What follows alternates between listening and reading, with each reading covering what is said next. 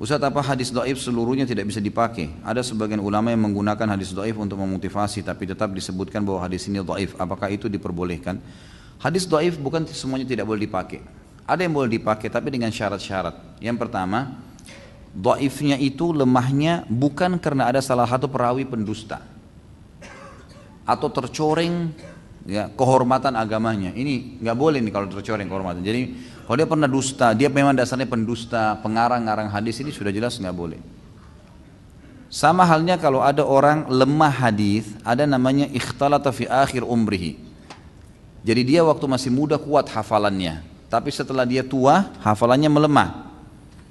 Nah, hadis-hadis yang dia karena hafalannya melemah, kadang-kadang dibolak-balikan sama dia beberapa lafaz hadis di masa tuanya.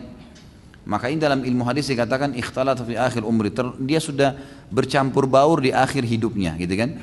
Nah, orang seperti ini hadis-hadis yang masih kuat hafalannya diterima, yang lemah dia sudah melemah hadisnya jadi lemah, gitu kan. Nah, kalau yang seperti ini hanya diambil yang sahih, yang pernah waktu dia masih kuat saja. Kalau ada pendusta nggak boleh diterima sama sekali. Kalau orang bercampur baur di akhir hidupnya, maka yang akhir hidupnya juga tidak boleh diambil, tapi yang awal-awal waktu masih kuat hafalannya diterima. Ini kemudian yang kedua, hadis itu ya ini kalau disilakan yang pertama tadi tidak terlalu lemah ya, karena tidak ada pendusta ya.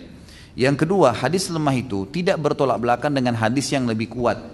Jadi jangan sampai ada hadis lemah menyebutkan misalnya sholatlah sekian rakaat. Ada hadis yang hasan atau hadis sahih yang lebih kuat mengatakan jumlah rakaatnya berbeda. Maka berarti hadis dhaif ditinggalkan karena ada hadis yang lebih kuat yang bertolak belakang dengan dia. Gitu kan? Jadi kalau dua hal ini insya Allah ada, maksudnya di sini dia tidak terlalu lemah, dia juga tidak bertolak belakang dengan ya hadis-hadis yang lebih kuat. Ada sebagian ulama hadis tambahkan dengan dia masuk di fadhail amal saja, dia cuma masuk di amal-amal sunnah, hadis-hadis motivasi, maka itu dibolehkan insya Allah.